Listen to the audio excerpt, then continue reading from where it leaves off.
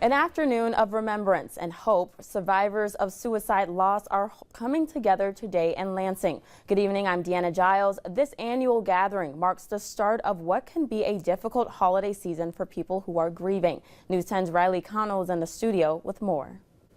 Yeah, hi Deanna. Well, you know, the holidays are full of happiness and joy for some, but for other people, it's a mental health battle. In fact, the National Alliance on Mental Illness says 64% of people with a mental illness report feeling worse around the holidays. The reasons vary from money to stress to a negative family dynamic. But for people who have lost someone to suicide, it's coping with loss during a time dedicated to being with loved ones. That's why the American Foundation for Suicide Prevention brings survivors together for one day each year to remind them they're not alone. So I wear teal because I support someone who struggles.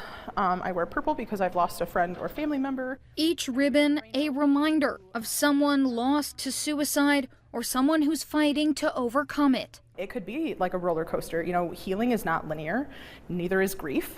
And, you know, especially over the coming weeks as we get into the holiday season, you know, it's going to ebb and it's going to flow. Liz Baker is fighting her own mental health battle, but she's also a support system for dozens of others as secretary for the American Foundation for Suicide Prevention, Michigan chapter. I lost my best friend in 2014. And I'm carrying him with me. I carry him with me every day and a tattoo on my arm.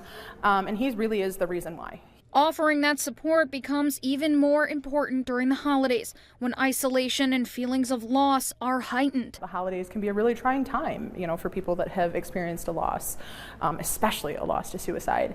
And being able to have that safe space where we can talk honestly and openly about our feelings, about questions that we had after our loved ones passed and things like that, it's very cathartic. On the National Day for Suicide Loss Survivors, Baker is trying to create that safe space for people with conversation, crafts, and mental health resources to remind people they don't have to stand alone this holiday season. For me, talking about my loss helps me process it. Using my story to share that with other people and seeing how my story might help someone feel comfortable to open up and start that conversation. You never know the power that could have until you do it.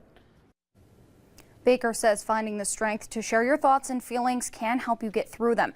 But she also says it's important to lean into the support system around you during the holidays, whether that's friends or family or a local organization where you can find community. Deanna?